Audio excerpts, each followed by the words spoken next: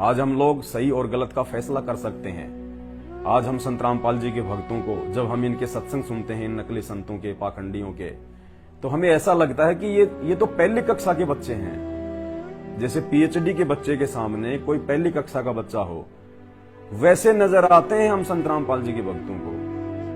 ये जितने भी बड़े बड़े संत हैं, शंकराचार्य हैं, संत महंत हैं, 1008 की उपाधि लेके बैठे हैं, बड़े बड़े आश्रम, लाल वस्त्र धारण करके बैठे हैं, ये तो संत रामपाल जी के भक्तों के नाखून के बराबर भी नहीं है। आध्यात्मिक ज्ञान में माया बहुत होगी इनके पास में, पैसा बहुत है इनके पास में, प्रॉपर्टी बहुत है इनके पास में, बिजनेस में इनकी हिस्सेदारी बहुत सारे लोगों के साथ में है, हुआबाई झूठ पाखंड करने में ये सबसे आगे हैं। लेकिन रियल आध्यात्मिक ज्ञान में, जो इन शास्त्रों में लिखा हुआ है, जिस ज्ञान से हमारा मानव जीवन जो है वो संवरेगा, उस ज्ञान के आगे ये संत रामपाल जी के भक्तों के भी पैर के नाखून के बराबर नहीं है।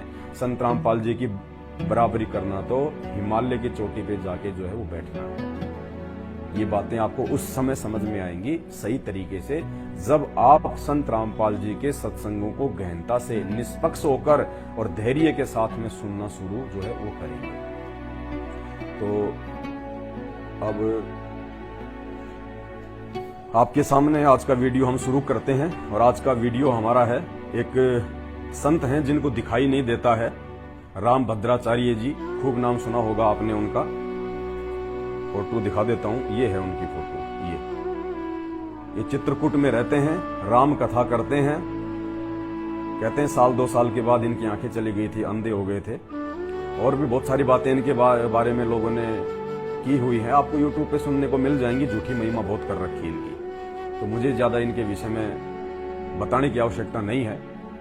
हम अपने मतलब की बात करेंगे। तो आज का वीडियो हमारा श्री राम भद्राचार्य जी को समर्पित है, और मैं निवेदन करूंगा इन तक ये वीडियो आप जरूर पहुंचाएं। इतना तो आप इस वीडियो को जरूर शेयर करें कि राम भद्राचार्य तक उनके किसी भी शिष्य के द्वारा ये वीडियो एक बार पहुंच जाए। इस वीडियो को वो देखें, जो बात इन्होंने अपने वीडियो में कही है उसका जवाब आपको रामायण के द्वारा दिया जाएगा। तो आज का वीडियो हम शुरू करें, उससे पहले हम उस पूर्ण तत्वदर्शी संत की, पूर्ण परमात्मा की, उस अल्लाहु अकबर की, जो आज धरती पे आए हुए हैं मानव शरीर में, संत रूप में, हम सबको जगाने के लिए, हम सबको अपने वास्तविक घर सतलोक की जानकारी देने के लिए, और सदा सदा के लिए हमें जन्म और मरण के इस महा दुख से, झंझट से बाहर निकालने के लिए अपनी आध्यात्मिक शक्ति, मंत्र, आशीर्वाद के द्वारा। तो आज हम सबसे पहले उस परम संत का धन्यवाद करेंगे, उनकी वंदना करेंगे, उनका जयकारा करेंगे, क्योंकि इस परम संत की 1 मिनट की वंदना, इनका 1 मिनट का जयकारा भी लाखों साल आप ब्रह्मा विष्णु महेश की भक्ति कर लीजिए, वो भी उतना लाभ नहीं दे पाएगी जितना आपको 1 मिनट की भक्ति, 1 मिनट की महिमा उस परम संत की करने से मिलेगा। कहते हैं हरि सेवा युग 4 है, हरि यानी भगवान, हरि सेवा युग 4 है, और गुरु सेवा पल 1। यानी भगवान की तो आप, जिनको आप जी अपना भगवान मानते हैं, उनकी सेवा तो कहते हैं आप 4 युग तक कर लीजिए। 4 युग का समय होता है 43,20,000 वर्ष। सतयुग, त्रेता, द्वापर और ये कलयुग, ये 4 युग हैं। इन चारों युगों का टोटल समय होता है 43,20,000 वर्ष। कहते हैं इन भगवानों की, ब्रह्मा विष्णु महेश की, तो आप चाहे 4 युग तक सेवा कर लो, इनकी भक्ति कर लो। और गुरु सेवा पल 1। और जो सच्चा गुरु होगा, और सच्चा गुरु एक समय में पूरी पृथ्वी पे एक ही होता है, हजारों नहीं होते, 2 नहीं होते। वो सच्चा गुरु आज संत रामपाल जी हैं, जो आप देख रहे हैं पीछे। तो कहते हैं हरि सेवा युग 4 है, और गुरु सेवा पल 1। एक पल क्या होता है? एक बार यूं आंख का झपझपाना 1 पल होता है, बस इतना सा समय। 1 सेकंड का भी आधा समय, उसको कहते हैं पल। जैसे हम अपनी पलकें, जैसे ये झपा यूं किया तो हो गया 1 पल। कहते हैं अगर आपने उस पूर्ण संत की, जो तत्वदर्शी होता है, जो स्वयं परमात्मा है, जो मनुष्य बताता है, कहते हैं यदि आपने उसकी 1 पल भी सेवा की, तो कहते हैं वो भगवानों की 4 युग की सेवा से कहीं ज्यादा फल आपको मिलेगा। हरि सेवा युग 4 है, गुरु सेवा पल 1। तासु पटंतर ना तुले, संतन किया विवेक। तो भी उन भगवानों की सेवा के जो है वो बराबर। तो हम उस ऐसे महापुरुष की वंदना करें, फिर आगे का वीडियो शुरू करें। परमपिता परमात्मा, सारी सृष्टि के रचनहार, कुल मालिक, असंख्य ब्रह्मांडों के स्वामी, जगत गुरु, तीनों लोकों में प्रवेश करके सबका पालन पोषण करने वाले राजाधिराज, आत्माधार, नाथों के नाथ, देवों के देव महादेव, सर्वेश्वर महेश्वर, मृत्युंजय, अजरो अमर, आदि अनादि सनातनी प्रभु, जगत पिता जगदीश्वर, 1008 की उपाधि के वास्तविक अधिकारी, अकाल मूर्त, सब स्वरूपी राम, वासुदेव, सर्वगतम ब्रह्म, परम पूज्य, प्रथम पूज्य, परम पुरुष, परम धनी, परम दयालु, परम पुरुष, अविगत कबीर, हक्का कबीर, सत्य कबीर, अल्लाहु अकबर, जगत का तारणहार, जगत का मुक्तिदाता अल्लाह ताला, संत शिरोमणि सतगुरु रामपाल जी भगवान के चरण कमल में आप और हम सभी लाइव देख रहे भाई बहनों की तरफ से अनंत कोटि दंडवत प्रणाम। तो ये राम भद्राचार्य जी हैं और अब आपको इनका एक छोटा सा वीडियो दिखाऊंगा। उस वीडियो में ये क्या कह रहे हैं श्री राम और श्री बाली के विषय में, क्योंकि अज्ञानता के चलते लोग इन्हें श्री रामचंद्र जी का सबसे बड़ा भगत मानते हैं, इनको प्रशंसक मानते हैं और कहते हैं कि ये बचपन से ही 1-2 साल के बाद इनकी आंखें चली गई थी। उसके बावजूद भी इन्होंने 1.5 लाख शास्त्रों के जो पेज हैं वो इनको बिल्कुल मुंह जुबानी याद हैं, लाखों इनको श्लोक याद हैं। कोई भी सवाल कहीं से भी इनसे कर लो ये जवाब दे देंगे। और 1000 करोड़ रुपए में इन्होंने दिव्यांगनों के लिए एक यूनिवर्सिटी खोल रखी है और भी बहुत सारी जो इन्होंने किए हैं काम, उनके बारे में लोग अक्सर बोलते रहते हैं। लेकिन ये सभी चीजें हमारे काम की नहीं है, किसी के काम की नहीं है, किसी के मतलब की नहीं है। ठीक है, इन्होंने हॉस्पिटल बनवा दिए होंगे, इन्होंने यूनिवर्सिटी बना दी होगी, लेकिन उनकी सार्थकता, उनका यूज, उनका लाभ केवल इसी जन्म तक है, इसी जन्म तक।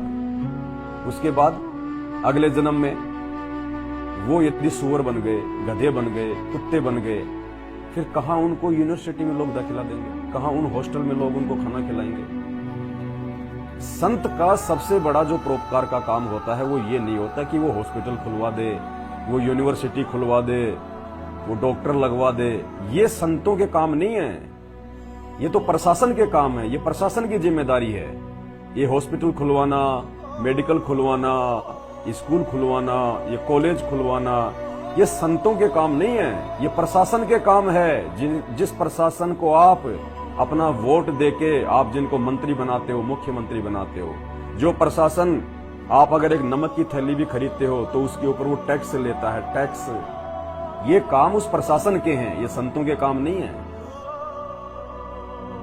तो आज तो इन्होंने हॉस्पिटल खुलवा दिए, लेकिन आध्यात्मिक ज्ञान के बिना, संपूर्ण भक्ति और भगवान की जानकारी के बिना उस आत्मा का मोक्ष तो हो नहीं पाएगा। अगले जन्म में कुत्ता बनेगा, वो गधा बनेगा, सुअर बनेगा, फिर ये क्या करेंगे उनके लिए? सुअर को पालेंगे ये सुअर को रसगुल्ले खिलाएंगे फिर? तो ये काम संतों के नहीं होते। अब दुनिया तो भोली है, नादान है? किसी ने कोई छोटा सा भी कोई कुछ बनवा दिया तो उसकी जयकारे करने शुरू कर देते हैं, क्योंकि वो अध्यात्म से अभी बहुत दूर है, कोसों दूर है। अध्यात्म का वास्तविक ज्ञान केवल संत रामपाल जी की शरण में आके हो सकता, उसके बिना नहीं हो सकता। तो आपको इनका एक वीडियो सुनाते हैं, उस वीडियो में ये क्या कह रहे हैं, ध्यान से सुनिएगा। राम जी ने बाली को छिप के मारा। मैंने कहा प्रमाण तो बताओगे, कहाँ राम जी ने बाली को छिप के मारा, बताओ कहाँ लिखा है? हनुमान जी से राम जी मिले, हनुमान जी ने राम जी की सुग्रीव से मित्रता कराई और बाली सुग्रीव युद्ध प्रारंभ हुआ। तूने नाना भी बड़ी लड़ाई, पिटक ओट देखे रघुराई। ओट का छिपना नहीं होता, ओट का टीका देना। पेड़ का टीका देकर भगवान राम खड़े हैं। आप कहेंगे कि बाली को वरदान था, शत्रु का आधा बल उसको मिल जाएगा। मैंने कहा 18 पुराण तो मैंने पढ़े हैं, कहाँ लिखा है? कोई बता दे, कोई बता दे पुराणों में कि यहां लिखा है। केवल झूठा बोला जा रहा है। बाली को कोई वरदान नहीं था और न ही रामचंद्र जी ने बाली को छिप के मारा था। सुन लिया आपने इनकी उआबाई? उआबाई कहते हैं झूठ को। सुन लिया कि बाली को कोई वरदान नहीं मिला हुआ था, कि कोई उसके सामने आके जो है युद्ध करे और सामने वाले की आदि शक्ति उस बाली के अंदर आ जाए। कहीं नहीं लिखा हुआ है, मैंने 18 पुराण पढ़े हैं, 18 पुराणों में तो कहीं नहीं लिखा हुआ है कि भाई श्री रामचंद्र जी ने बाली को पेड़ की ओट लेके छुप के मारा। ये इनका ज्ञान है, बस यही सीखा इन्होंने 70 साल की उम्र में। पुण्यात्माओं, इसीलिए कहते हैं माया का रस पियकर फूट गए पटचार। माया केवल पैसा ही नहीं होती है, अहंकार भी माया होता है, मान बढ़ाई भी माया होता है, दिखावा भी माया होता है। तो रामभद्राचार्य जी के बचपन से दोनों आंखें नहीं थी, साल 2 साल के बाद ये अंधे हो गए। ये तो चलो इनकी मजबूरी थी, इनका कोई पिछले जन्म का कोई ये कुकर्म था, क्योंकि हैं तो ये भी इंसान, भगवान तो है नहीं। और हर प्राणी को जैसे उसने अपने पिछले जन्मों में कर्म और कुकर्म किए होते हैं, उसी आधार से उसको मानव जन्म मिलता है। जैसे कोई भैंस होती है, आपने देखी होंगी बहुत सारी भैंस होती है, उनकी पूंछ जो है वो कटी हुई होती है, और पूंछ भैंस के एक विशेष जो है वो काम आती है, उसकी मक्खियां उड़ाने के काम आती है। और जिस भैंस की पूंछ नहीं होती है, बहुत सारी भैंस ऐसी होती हैं जिनकी बचपन में ही जो है वो कट जाती है पूंछ, कोई दूसरा पशु उनके ऊपर अपना पैर रख देता है या और भी कोई रीजन होता है, वो छोटी सी रह जाती है, और जब भी उसको कोई मक्खी मच्छर खाता है वो उसको यूं हिलाती है, उससे कोई फायदा नहीं।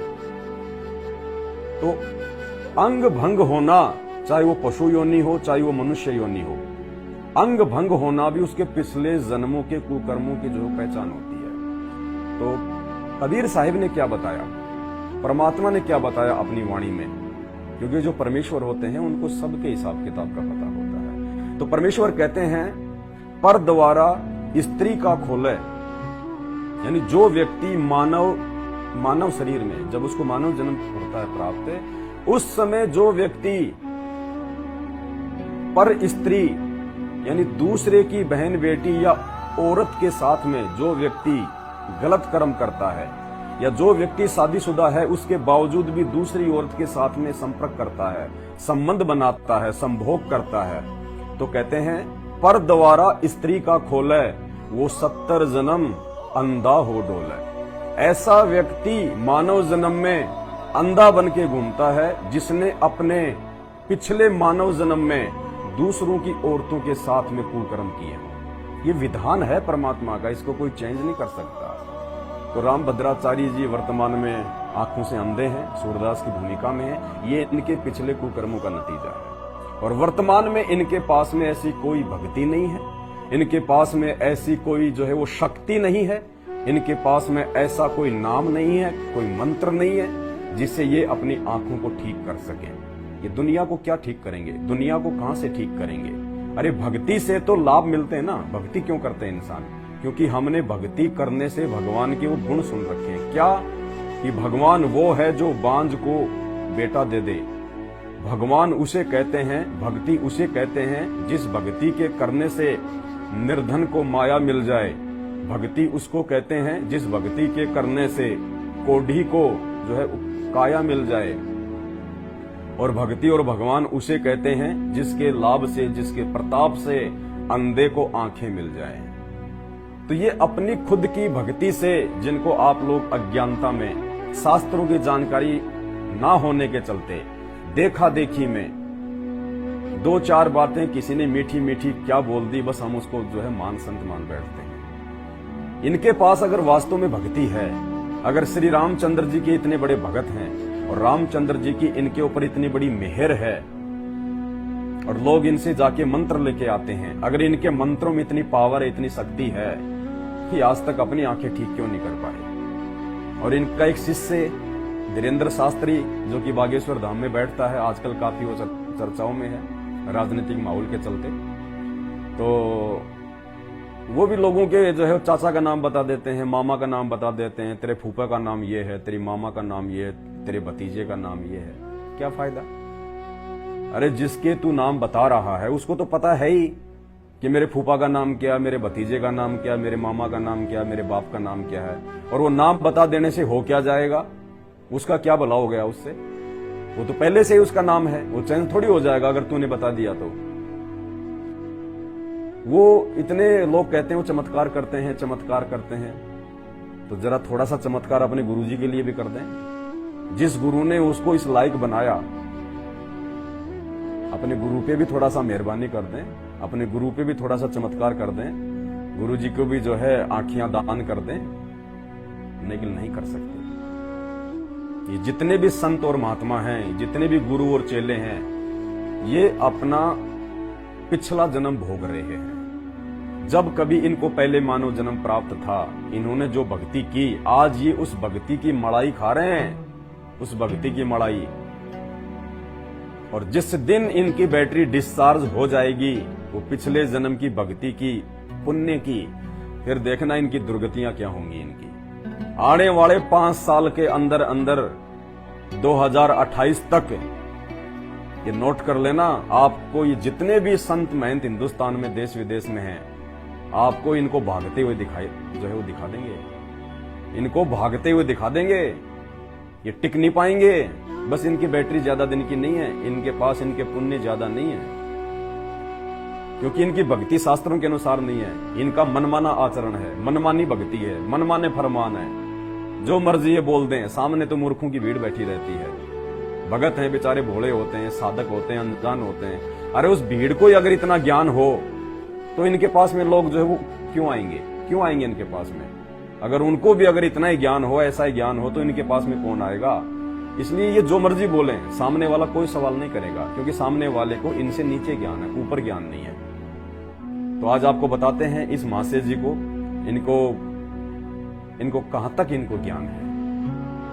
काश ये आंखों से ठीक ठाक होते तो आज ये शास्त्रों को सही प्रकार से देख पाते, ये पढ़ पाते और कोई सार वस्तु निकाल के लोगों को ये दे पाते, ताकि लोगों का जीवन सफल होता। लेकिन ये बचपन से अंधे, और फिर जो 2 आंखें परमात्मा ने जो मन की दे रखी है, उन दोनों आंखों से भी अंधे, तो मन की आंखों से भी नहीं देख पाते। ये रट्टा लगा लेना एक बात अलग है।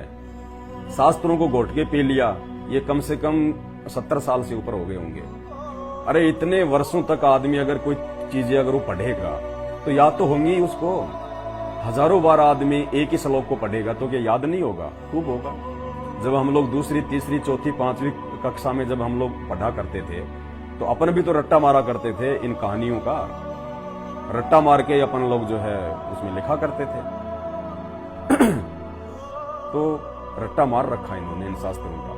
लेकिन शास्त्र क्या कह रहे हैं, उस चीज का ज्ञान इनके पास में नहीं है। ये परम सत्य है, परम सत्य। झूठ और गलत उन्हीं को लगेगा, सिर में दर्द उन्हीं के होगा जो अभी तक संत रामपाल जी के सत्संगों से दूर हैं, अपरिचित हैं। जिस दिन आप संत रामपाल जी के सत्संग सुनना शुरू कर दोगे, आपको ये रामभद्राचार्य जी तो हैं क्या, इनकी तो औकात ही क्या है आध्यात्मिक क्षेत्र में। वैसे भले इनके पास में इनके कमांडो रहते हों, इनके 10-20-100 जो है इनके नौकर चाकर रहते हों, इनके दास और दासियां रहते हों, वो बात अलग है।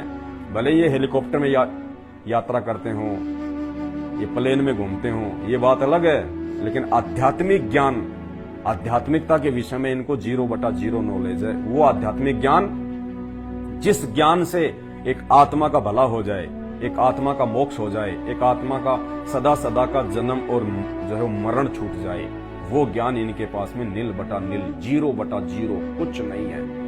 शरीर छोड़ने के बाद में ये भी 84 लाख में जाएंगे और इनके जितने भी फॉलोवर हैं वो भी 84 लाख में जाएंगे। तो धर्मराज ये नहीं देखेगा बेटा तूने 1.5 लाख पेज तूने जो है कंठस्थ याद कर रखे हैं, 2000 जो श्लोक तूने याद कर रखे हैं, नहीं। वो ये कहेगा ला क्या लाया, भक्ति दिखा मेरे को, भक्ति कहाँ है? वो बोलेगा जी लो रामा रामा हरे हरे, रामा रामा हरे हरे, राधे राधे श्याम मिला दे। लाइन में लग जा। कौन से शास्त्र में लिखा हुआ है रामा रामा हरे हरे, राधे राधे श्याम मिला दे? हैं? तूने 18 पुराण पढ़े, तूने रामायण पढ़ी, तूने महाभारत पढ़ी, तूने उपनिषद पढ़े, तूने वेद पढ़े, तूने गीता पढ़ी, बड़ा मीठी मीठी भाषा में तू पंडाल में लोगों को जो है तू मतलब बहकाया करता था, हैं? अपने आप को बहुत बड़ा जो है ज्ञानी समझा करता था। बता, तू जो मंत्र लोगों को दिया करता था, उस मंत्र का किसी भी शास्त्र में कहां प्रमाण है कि ये मंत्र जो है जाप करने का मंत्र है? उस समय इनकी सारी आंखें बंद हो जाएंगी, वहां पे नीचे गर्दन हो जाएगी इनकी रामभद्राचार्य जी की, यमराज के आगे, धर्मराज के आगे। और धर्मराज कहेगा देख ये गीता जी क्या लिखा हुआ इसमें, अध्याय 8 श्लोक 13, ओम इति एक अक्षर ब्रह्म व्यवहारण माम अनुसमरण ये प्रयाति तजम देहम सयाति प्रमाम गतम। केवल एक ओम मंत्र है, केवल एक ओम मंत्र। इसके अलावा चारों वेद, गीता जी, पुराण, कहीं कोई दूसरे मंत्र का कोई जिक्र नहीं है जो प्रमाणित मंत्र है। क्यों तूने दुनिया को बहकाया, क्यों तूने दुनिया के जीवन को जो है वो नरक बना दिया। तू खुद भी आ गया मेरे पास में 84 लाख में जाने के लिए और लाखों लोगों को भी ले आया। बहुत गुस्से में होता है धर्मराज, फिर कोई नहीं बचाएगा। ये जानकारी संत रामपाल जी के सत्संगों से मिलेगी। तो भाई साहब क्या कह रहे हैं श्री राम और बाली के विषय में कि 18 पुराण तो मैंने पढ़े हैं, लेकिन कहीं भी मैंने ये नहीं पढ़ा कि श्री राम ने बाली को पेड़ की ओट लेके मारा है और बाली को ऐसा कोई वरदान था कि बाली के सामने कोई युद्ध करेगा तो आदि शक्ति बाली के अंदर आ जाएगी। ये है इनका ये परम ज्ञान है। अभी आपको रामायण से दिखाएंगे कहाँ लिखा हुआ है, एक बार और इनको सुन लीजिए। राम जी ने बाली को छिप के मारा।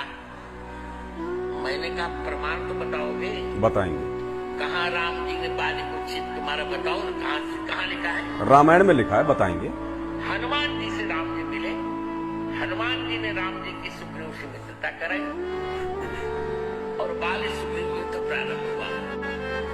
तूने नाना विधि बड़ी लड़ाई, बेटा ओट देखे न बुराई। ओट का छिपना नहीं होता, ओट का तक टीका देना। पेड़ का ओट टीका देकर भगवान राम खड़े। आप कहेंगे कि बाली को वरदान था कि शत्रु का आधा बल उसको मिल जाएगा। मैंने कहा 18 पुराण तो मैंने पढ़े हैं, कहाँ लिखा है कोई बता दे?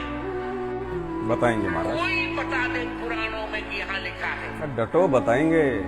केवल झूठा बोला जा रहा है। झूठ आप बोल रहे हो। बाली को कोई वरदान नहीं था और न ही रामचंद्र जी ने बाली को छिप के मारा था।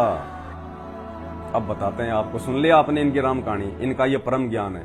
इनको कहां तक ज्ञान है अब आपको मालूम पड़ेगा।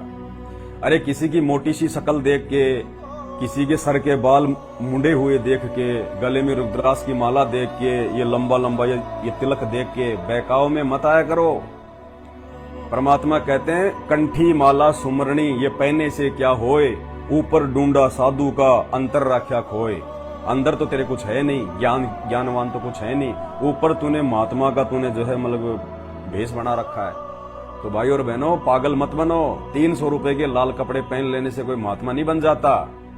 ये 5 रुपए का चंदन घिस के ये यहाँ लगा लेने से कोई जो है वो ज्ञानी नहीं बन जाता। ये मीठी मीठी बातें इनसे ज्यादा तो राजनेता करते हैं, तो क्या वो भगवान है? आप उनको पूछते हो क्या? थोड़ा सा दिमाग खोलो अपना। भगवान ने आप लोगों को शिक्षित किया है, शिक्षा दी है। आप लोग 21वीं सदी में जी रहे हैं। ये आदम का समय नहीं है कि कोई भी आया 300 रुपए का लाल लंगोटा पहन के आपको मूर्ख बना के निकल गया। थोड़ी सी अपनी बुद्धि का इस्तेमाल करो। जो बुद्धि भगवान ने इनको दी है वो आपको भी दी है। किसी के पीछे जो है घुसो मत ऐसे। अब सुनो, अब बताते हैं इनके सवाल का जवाब। परमपिता परमेश्वर सतगुरु रामपाल जी भगवान के आशीर्वाद से। हमें कुछ नहीं पता, हम तो अज्ञानी मूर्ख, लेकिन संत रामपाल जी ने आके ज्ञानवान बना दिया, मूर्खता से बाहर निकाल दिया।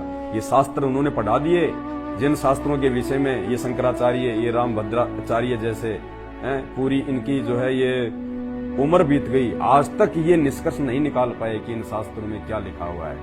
ये देख लीजिए पहले क्या है। ये श्रीमद् वाल्मीकि रामायण हिंदू धर्म की सर्वश्रेष्ठ, सभी को मान्य है।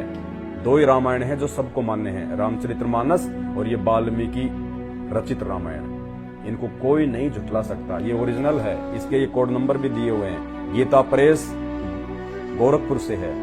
कोई भी नहीं जो है वो झुठला सकता इसको। ओरिजिनल देख लेना अपने घर पे लाके।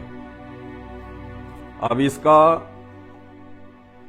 पेज नंबर है 530, 17वां सर्ग, बाली का श्री रामचंद्र जी को फटकारना।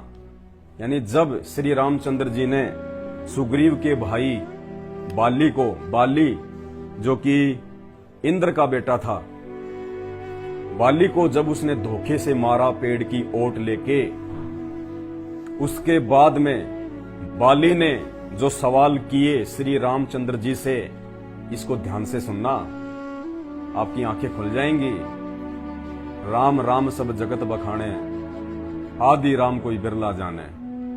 इस राम की ऐसी जो है वो मिट्टी कूटी उस बाली ने। ये कहां तक ये मर्यादा पुरुषोत्तम है, कहां तक कि ये भगवान है, कहां तक कि ये राम है। कि ये भी आप और हमारी तरह आम इंसान की तरह है। देखना इनको आप क्या कहा। रघुनंदन पेज नंबर 530 है, मार्केट से लाके देख लेना। ये टोटल हिंदी में है, एक आती है संस्कृत में, साथ में उसका हिंदी आता है, उसके 2 खंड आते हैं और ये टोटल उसका हिंदी जो है मतलब वर्जन है। रघुनंदन, आप राजा दशरथ के सुविख्यात पुत्र हैं, आपका दर्शन सबको प्रिय है। मैं आपसे युद्ध करने नहीं आया था कि हे रामचंद्र, मेरे और मेरे भाई के बीच में लड़ाई थी, ये युद्ध था। आपने बीच में आके मुझे क्यों मारा धोखे से? आपसे तो मेरी कोई लड़ाई नहीं थी। मैं तो दूसरे के साथ में युद्ध में उलझा हुआ था। उस दशा में आपने मेरा वध करके यहां कौन सा गुण प्राप्त किया? यानी मैं तो दूसरे के साथ में युद्ध कर रहा था, सुग्रीव के साथ में, और तूने बीच में धोखे से मुझे मार के कौन सा जो है मतलब यश प्राप्त कर लिया? बाली कह रहा है श्री राम को कि तूने कौन सी महात्मा जो है, तूने कौन सी महात्मागिरी दिखा दी, तूने कौन सी जो है मतलब महानता प्राप्त कर ली। अरे ये तो युद्ध का नियम ही नहीं है, तूने तो युद्ध का नियम तोड़ दिया। उस समय अगर 2 व्यक्ति आपस में वो लड़ रहे हैं तो तीसरा व्यक्ति बीच में आके नहीं लड़ता था। ये युद्ध का नियम था, एक व्यक्ति के साथ में एक ही लड़ता था। लेकिन श्री रामचंद्र, जिनको हम अज्ञानता के चलते, मूर्खता के चलते, धर्म शास्त्रों की जानकारी ना हो पाने के चलते, कोई सही गुरु ना मिल पाने के चलते, जिस रामचंद्र जी को हम मर्यादा पुरुषोत्तम कहते हैं, महात्मा कहते हैं, वो बाली कह रहा है कि तूने कौन सी मानता प्राप्त कर ली, तूने कौन सा ये गुण प्राप्त कर लिया? मैं तो दूसरे के साथ में जो है वो लड़ रहा था, तूने क्यों नियम तोड़ा? ये तू काहे का मर्यादा पुरुषोत्तम है? मैं तो दूसरे के साथ युद्ध में उलझा हुआ था। उस दशा में आपने मेरा वध करके यहाँ कौन सा गुण प्राप्त किया? किस महान यश का उपार्जन किया? कौन सी वाहवाही तूने प्राप्त कर ली? आपके उत्तम कुल को याद कर तारा के मना करने पर भी सुग्रीव के साथ में लड़ने आया। बाली क्या कह रहा है कि जब मैं सुग्रीव से लड़ाई करने के लिए आया था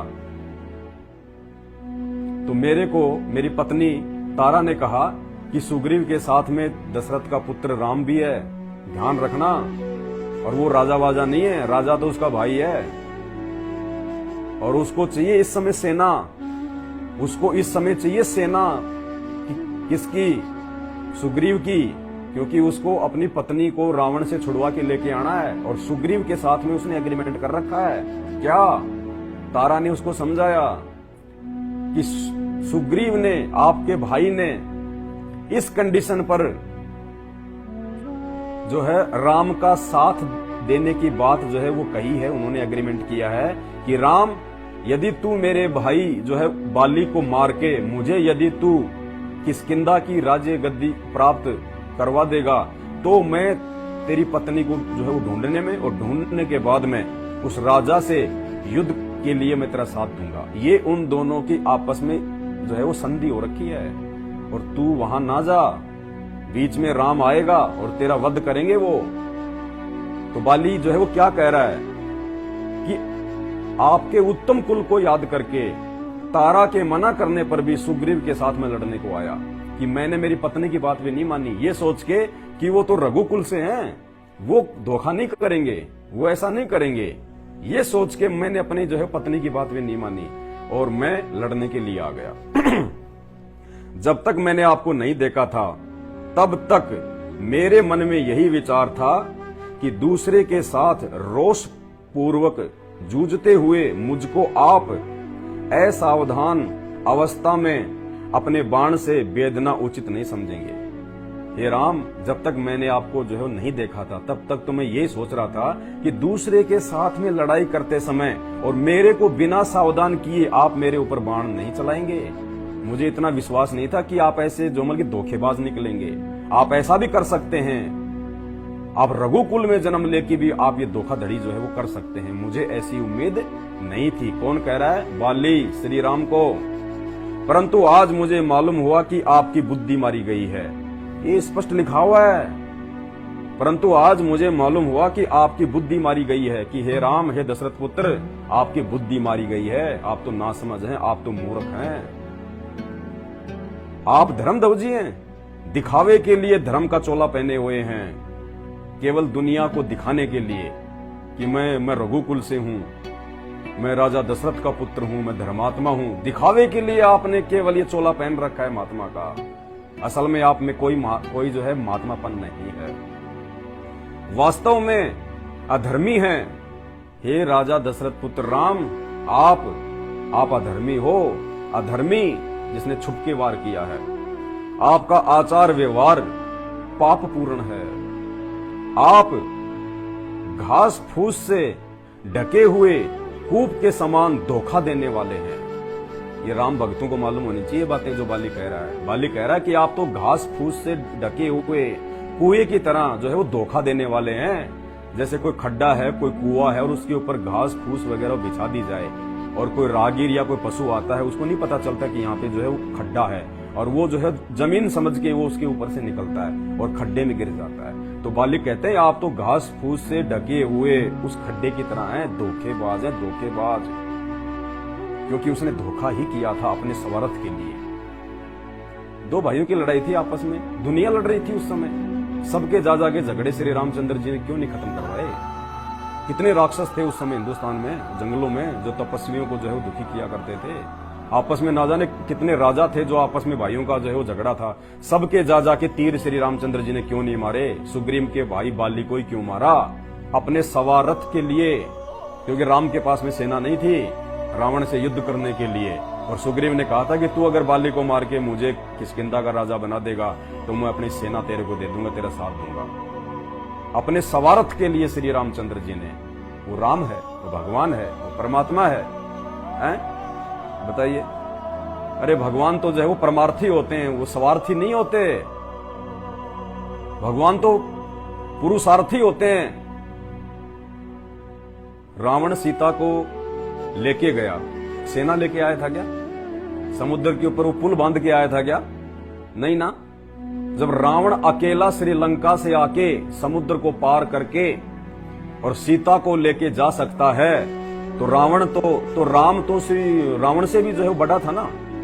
रावण तो लंका का एक राजा था, वो तो एक इंसान था। राम तो विष्णु के अवतार थे, ये तो भगवान बताते हो आप। तो रावण से तो ज्यादा शक्ति होगी उनमें। तो जो रावण लंका से समुद्र पार करके अकेला सीता को लेके जा सकता है, तो क्या राम के अंदर इतना भी बल नहीं था, पराक्रम नहीं था कि वो भी अकेला समुद्र को पार करके और रावण की जो है वो कैद से, जैसे रावण ने धोखा किया, साधु का वेश बनाया, रामचंद्र जी भी ऐसे कोई राक्षस का जो है वो वेश बना लेते। जो राक्षस और राक्षसनियां सीता की सेवा में थी उनमें से वो किसी का भी रूप बना लेते और उसके लिए भोजन या पानी लेके जाते। तो लोग तो ये समझते ये तो इसकी सेविका है, उनको क्या पता कि ये राम है इसके वेश में। और वहां से उनको जैसे रावण आ गया उड़ के, तुरंत वहां से सीता को बैठा के अपने कंधे पे और उड़ा के ले आते, बात खत्म। तो इससे ये भी साबित होता है कि श्री राम में तो रावण जितनी भी जो है वो पावर नहीं थी। तो बाली कह रहा है उनके इन्हीं जो है गुणों को देख के कि आप राम नहीं हो, आप भगवान नहीं हो, आप धर्मात्मा नहीं हो, धोखेबाज हो। आप घास फूस से ढके हुए कुएं के समान धोखा देने वाले हो। अपने साधु पुरुषों का, आपने साधु पुरुषों सा वेश धारण कर रखा है, परंतु है पापी, स्पष्ट लिखा हुआ है। बाली कह रहा है कि आपने ये साधु महात्माओं जैसा वेश तो आपने धारण कर रखा है, ये लाल पीले वस्त्र पहन के, लेकिन वास्तव में आप क्या हैं? पापी हैं। आप पापी हैं, पापी, क्योंकि आपने पाप किया है। आपने युद्ध की मर्यादा को आपने तोड़ा है। आपने जो है मतलब धोखे से वार किया है। आपने साधु पुरुषों का वेश धारण कर रखा है, परंतु हैं पापी। राख से ढकी हुई आग के समान आपका असली रूप साधु वेश में छिप गया है। जैसे आग हमने जलाई, हमने ये कोयले जलाई, हमने कोई लकड़ी जलाई, उसमें अंगारे होते हैं और थोड़ी देर बाद में क्या होगा? जलने के बाद में वो जो अंगारे होते हैं ना, वो राख से वो ढकने लगते हैं, थोड़ा थोड़ा थोड़ा थोड़ा थोड़ा, और बिल्कुल ऐसे हमारे को राख से नजर आएगी। और थोड़ा सा भी यदि हम उसको किसी लकड़ी से अगर हिलाएंगे तो अंदर शोले ऐसे की ऐसे भड़कते हैं वो कोयले, वो लकड़ी के। तो बाली क्या कह रहा है कि राख से ढकी हुई आग के समान आपका असली रूप साधु वेश में छुप गया है, कि ऊपर से तो तुम महात्मा दिखाई दे रहे हो, तुम साधु दिखाई दे रहे हो, और अंदर से तुम उस आग की तरह हो। मैं नहीं जानता था कि आपने लोगों को छलने के लिए ही धर्म की आड़ ली है। मैं नहीं जानता था कि लोगों के साथ में धोखा करने के लिए, लोगों के साथ में छल कपट करने के लिए आपने ये धर्म की आड़ ले रखी है। भाई और बहनों, हमने समझना पड़ेगा इन बातों को। ये शास्त्र झूठ नहीं बोल रहे। राम भद्राचार्य जी तो श्री राम के सबसे बड़े भगत हैं, और वो कह रहे 18 पुराणों में तो कहीं नहीं लिखा हुआ। अरे रामचंद्र जी का जीवन चरित्र क्या है? वो पुराण है या फिर ये रामायण है?